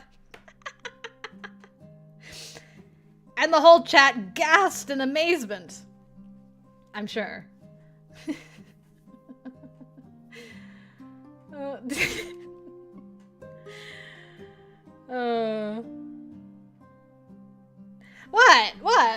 I'm fine. I'm chill. Unbiased. That's me. I kick my horse into a gallop until I get close to Noah. He's deep in conversation with one of the mages. Tarek is riding next to Noah. She gives me a nod when I approach. Hey, girl. Saintess? This might be a good opportunity to learn more about Noah and Tarek's relationship. I already know that Noah considers Tarek more of a mother figure in his life than the Empress. At the same time, she's his knight and most trusted confidant. Their relationship is complex. I'm glad Noah has someone to rely on. Tarek, I've been wondering, if it's okay to ask, could you tell me more about yourself? About me? Why would you want to know about me? You're always at Noah's side. He seems to trust you. I'd like to learn more about you and the relationship between you and Noah. If you're comfortable sharing, that is. Oh, of course. Oh my goodness, really? Transparent games? So many people are adding the 18+ booklet to the backing pin. Hey, just like me, they're chill. They know what they want, you know. That's amazing. I was just surprised you asked me in the first place. What would you like to know about me? Oh my goodness, I can ask you all the things.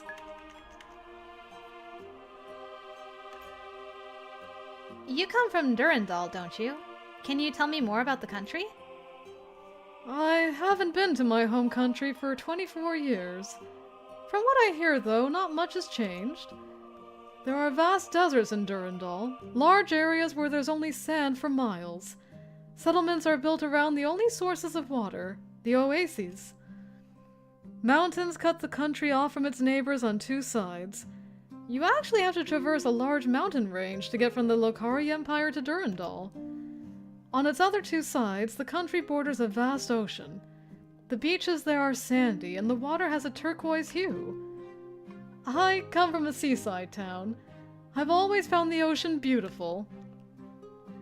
Do you miss the water? The Lokari Empire doesn't have access to the ocean. Sometimes I do, but then I remind myself that if I had never come to the Lokari Empire, I never would have met Noah. Aww. My relationship with the prince is more important to me. You seem to treat the prince like family. I wouldn't dare! I give her a long look. You're far too observant, Saintess. Yes, Noah is like a son to me. The child I never had.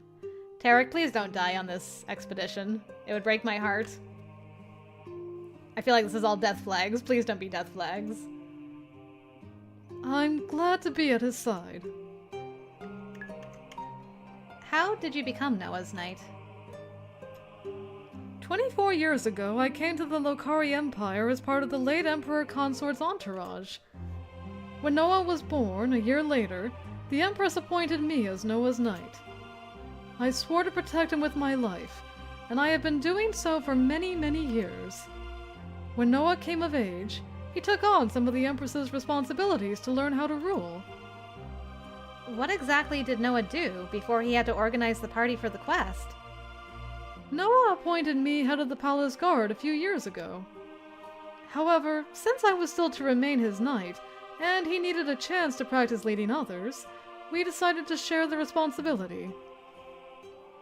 Noah also takes care of any problems people present to him. He also has a vast network of people who gather information for him. That's how he knows whom he's supposed to help, even if people don't reach out to him directly. Is that like a spy network? This part wasn't mentioned in the book. Perhaps. Tarek gives me a mysterious smile. I can neither confirm nor deny that statement. I won't press Tarek for a more direct answer. Noah's reputation as the Mad Prince, however, makes the nobles hesitant to approach him for assistance or advice. Ah, right. Noah isn't exactly popular amongst the nobility. But the citizens of Solace love Noah. He's helped out the city folk a lot over the years. How efficiently Noah organized the temporary homes for the Barwood refugees comes to mind. He had definitely seemed familiar with how to resolve a crisis. I wish the nobility respected Noah more. Alas, we have to live with the situation we're in. The Empress has been spreading rumors about Noah being the unreliable Mad Prince amongst the nobility. I wonder if Tarek knows Noah's mother is the source of the rumors. That information is not something I'm supposed to know as Celeste, though, so I don't ask. Probably smart. So what do you do, exactly? What exactly do you do in the palace? I'm head of the guard. As such, I oversee the guard schedules and placements, resolve conflicts within the order, and assign people to train new guards. All the guards are knights who aren't appointed to specific nobles. The guard exists to protect the Empress, Emperor Consort, and the Crown Prince, as well as all the nobles living or staying in the palace. Knights are considered servants by their respective nobles, although being employed as a knight is a greater honor for a regular citizen than being employed in any other field. That's why nobles don't become knights. Only people of lower standing do. Since I'm Noah's knight as well, I had to protect him at all times. So Noah and I share the burden of running the palace guard. That sounds like a lot of work. It is. That's why I have a right hand who helps me, William. Though he's not always as reliable as I would like him to be. She mumbles the last sentence in a small voice, but I catch the words. I know nothing about William from the book. Come to think of it, though, I remember Tarek mentioning his name once, back when I informed Noah of the Barwood refugees. Must be hard to have to rely on someone you don't entirely trust. Alright, well that was cool. Thank you for answering my questions. That's all I'd like to know for now. I hope I didn't bore you. Far from it. You're an interesting conversation partner, Tarek. Who? Me? No way. She's way too modest. Come to think of it, there's one more thing I want to ask. What do you think of Noah? I love him like the son I've never had. He's quite a wild card, though, always coming up with unexpected solutions to problems. Serving him can be difficult at times, but it's also very rewarding. Hey! Noah approaches us, having finished his conversation with the mage. Are you talking about me behind my back? Oh, I wouldn't dare. Tarek gives Noah a playful grin. I chuckle. Didn't know you were interested enough in me to ask others about me. It's not all about you, Noah. I wanted to get to know Tarek better. Right. Tarek's smile widens as she listens to our back and forth. I need to talk to the rest of the knights. I'll leave you both be. You don't need to. She's like, you guys go flirt. Goodbye. She's gone before I can finish the sentence, kicking her horse into a gallop and going to the far end of our line of riders. And she's gone. We love a supportive mom. It's not all about Noah, for sure. Yeah, for sure, Andrea, for sure. Don't mind her. Tarek is just a busy person. Still, I'm happy you decided to talk to her. She's way too self-conscious about her own standing to approach you herself, but she's been talking about wanting to get to know the Saintess for a while. Has she? Yes, ever since I mentioned meeting you a few times. I blush, looking away. You didn't tell her about the tea party, did you? I might have. You'll never let me live down that event. I'll stop talking about it if it really bothers you so much. Thank you. I would appreciate it if you did. You're just so fun to tease. I want to say I don't want to be the source of Noah's entertainment, but that would be a lie. But I can't say I don't enjoy our small arguments. Noah keeps me on my toes. Every conversation with him is interesting. I ride alongside Noah for the rest of the day. When he doesn't have to take care of any trouble in our party, we talk about his life at the palace, and my experiences as Celeste prior to becoming the Saintess. We enjoy our time getting to know each other better. Tarek joins in the conversation from time to time as well. When we set up camp for the night, I have no trouble falling asleep, for once not worrying about whether or not I will be able to defeat the Demon Queen. Whoa! Well, the fires are still burning, just like the Barwood refugees said.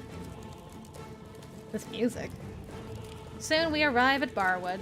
From a distance we can already see the town burning. Demons of different terrifying shapes are flying above the rubble.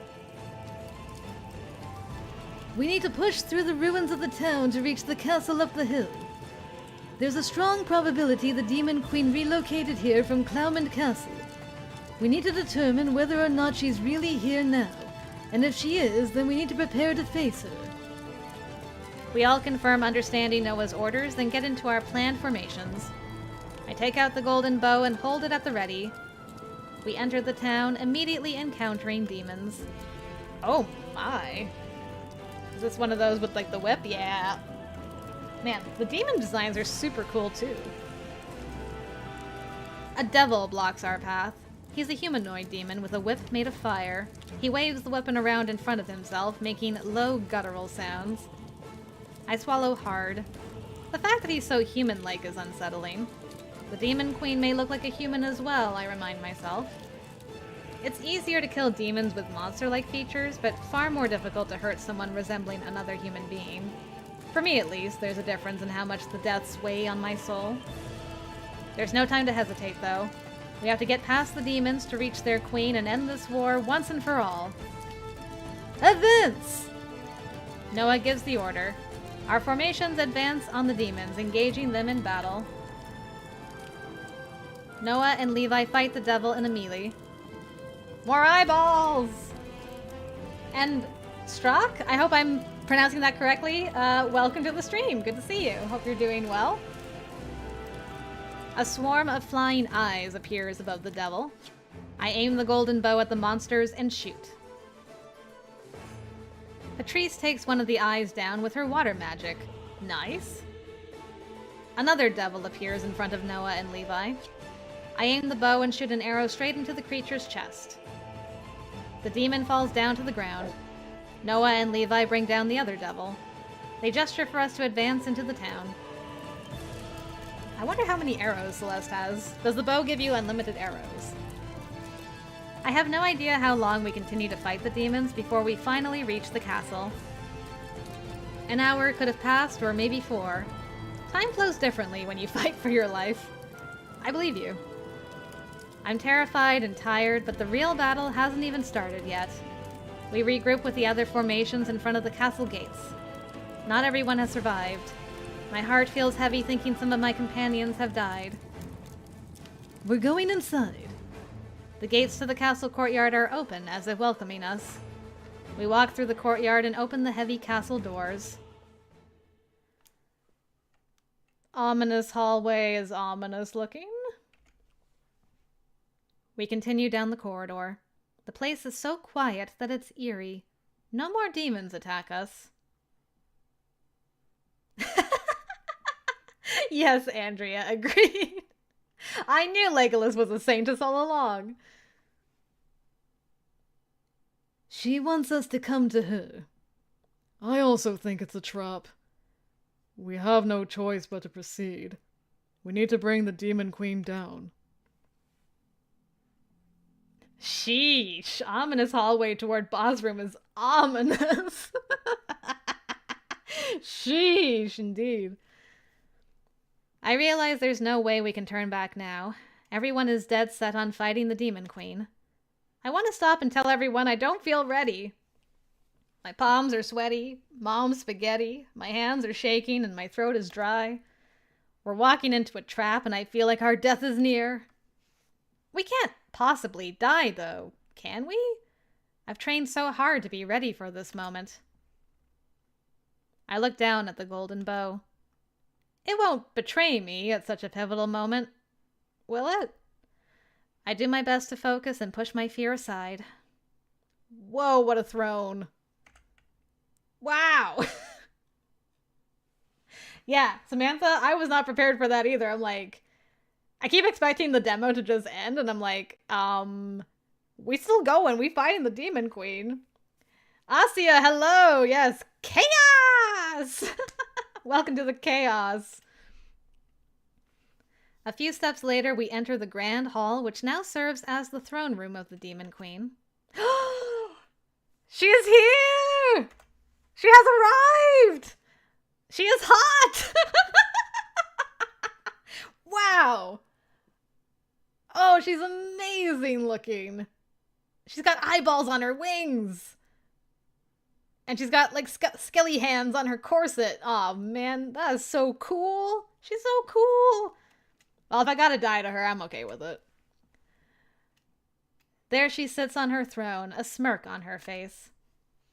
She's a beautiful woman, but she's unmistakably not fully human.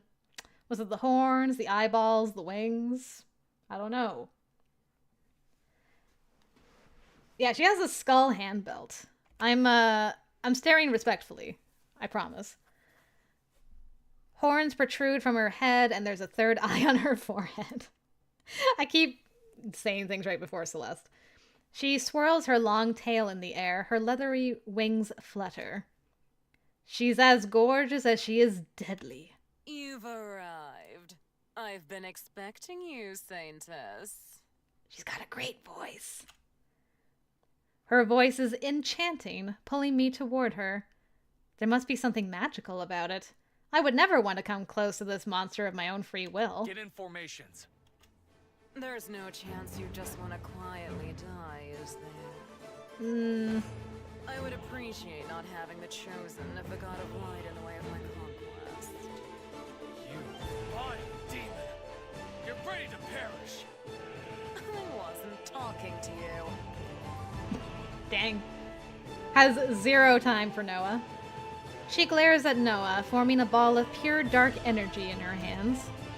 Noah commands everyone to take positions in advance. As Noah, Levi, and the other melee combatants run into the room, the door on the opposite side of the hall bursts open and a swarm of demons pours in. I take my spot at the back of the fight and ready the golden bow. I hesitate for a moment. If I kill the Demon Queen, will the other monsters stop fighting? It's worth a try, isn't it? I mean, if you don't kill the Demon Queen, the other demons will for sure keep fighting. I aim the golden bow at the Demon Queen's heart.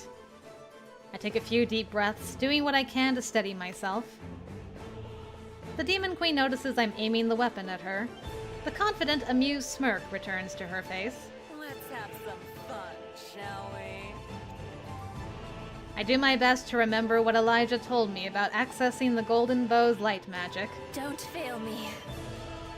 I try to gather the power in the arrow. The golden bow resists me, no! No! There's red magical energy gathering in the palm of the Demon Queen's hand. She's not looking at me, but... Noah? Yeah! She's gonna pick whoever we're in love with, no! At Noah. I welcome her being distracted. Celeste over here like some sacrifices must be made. I'm as ready as I'll ever be. I let the arrow, imbued with light magic, fly at the Demon Queen. Just then, she releases the bolt of magic in her hand at Noah. When she glances back in my direction, the arrow is almost at her heart, but... she suddenly waves her hand in the air and the arrow's magic disappears. It bounces off an invisible shield and clatters to the floor. No! Die! Oh no, has he been possessed? Oh no. Oh no!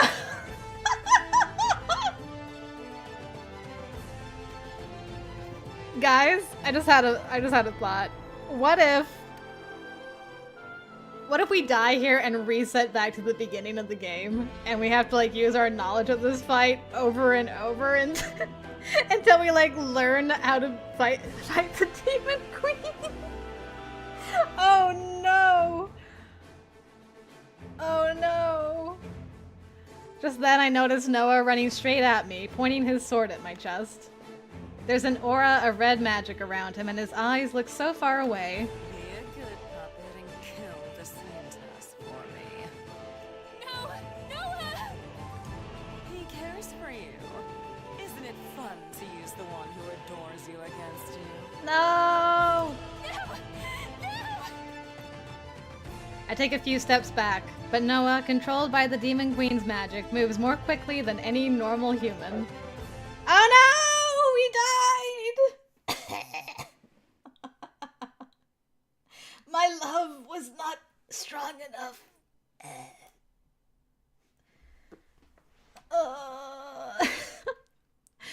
Bad end. I didn't love strong enough. I dipped my chicken nuggets into too many sauces, and now I didn't have enough love for Noah. No! This is all George's fault. He runs the sword straight through my chest. Oh god! No, what have I done? Oh man, she got real got. As life escapes me, I glance over at Noah, who drops his sword and kneels before me. I know. You didn't want to. It was the Demon Queen's magic. It hurts to speak. It hurts to move my head to look at him. It hurts to breathe. Celeste, how could I? No, this is horrible. Please don't die, Celeste. I muster a small smile. It's not your fault. It pains me to see the suffering on Noah's face.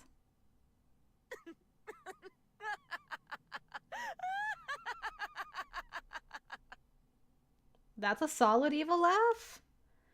The Demon Queen's ominous laughter is the last thing I hear before I slip into the darkness.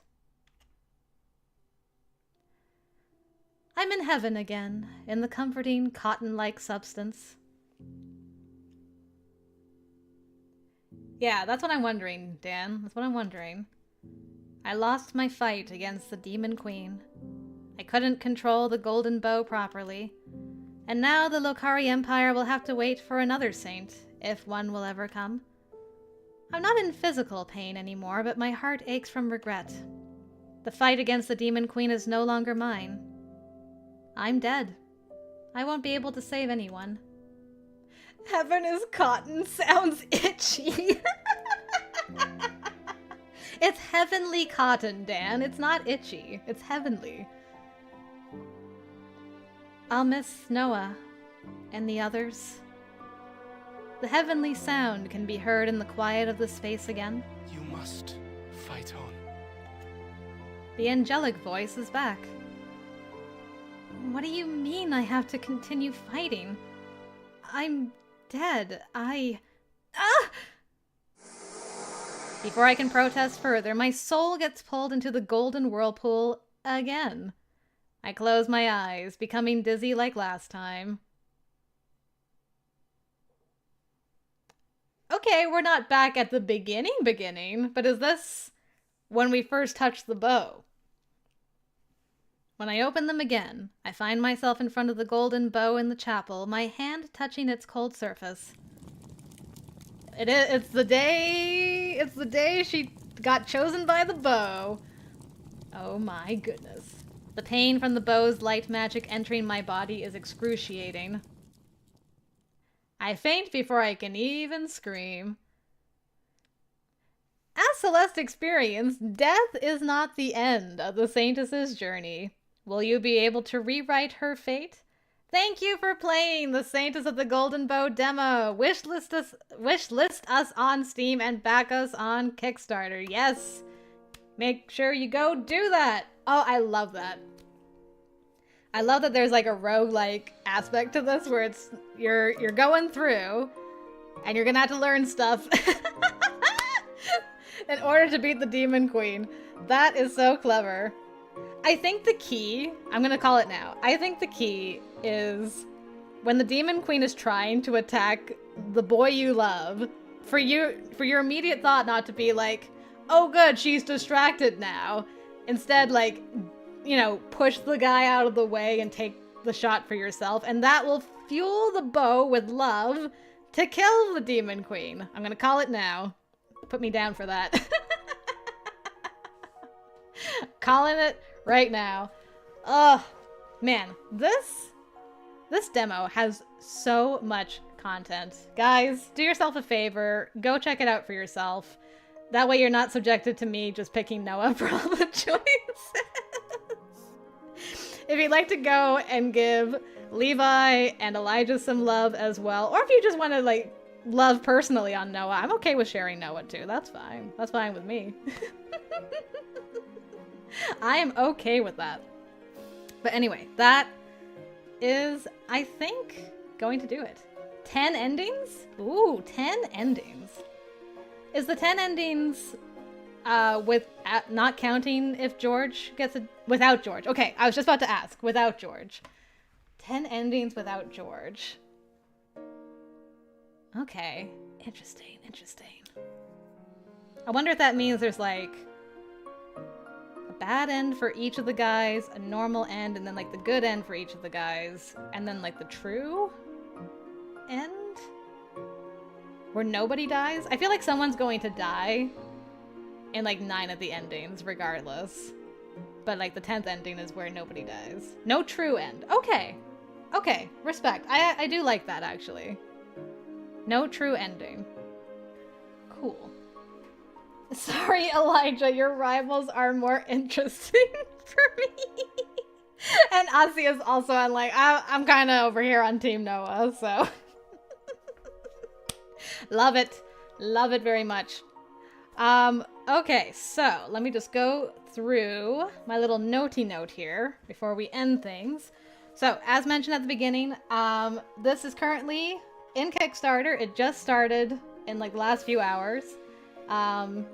It's already been funded, I think, at least 50%. It's probably more now by the time I've done this, with over 100 backers. So if you'd like to go check out the Kickstarter, it's in a link in the description below. If you click on that, that'll help me a ton. Oh, of course, Transparent Games, of course. I'm so glad I got to the end today. Thank you very much for asking me to do another stream of this. I was so excited to hear from you again. I'm like, yes, of course, I would love to play more of this. And you can bet I want to play more when the game's actually finished as well, if you don't mind. I would love to do a full playthrough when it's done, because I love everything about this game. It's got incredible writing, beautiful art, lovely music, characters I've fallen in love with. Now the wait for a year. The pain. The pain of waiting. It's fine. It's fine. I'll have something to look forward to in a year, so I just have to make sure I don't spoil myself too much, because I am following you on X. So I gotta make sure I don't spoil myself too much on what's to come. But I'm very excited to see more. So the link to the demo's in the description, the link to the Kickstarter is in the description. Right now there's also some early backer rewards for the first 24 hours. I think it's for the night tier? Yes, tier 2, the night early adopter. So you can get some very cool items included with that. Backer-only updates, some digital wallpapers, a key for the game, name in the credits, and a letter from your love. And there are some additional add-ons as well. And George, made some plays today as well. And I'm just gonna say there's a possibility of a George DLC route if the game gets funded, so keep your eyes peeled for that being a stretch goal. But yeah, I would definitely not complain about George being a DLC route, because he is very intriguing. Not only for me, but for Celeste as well, obviously.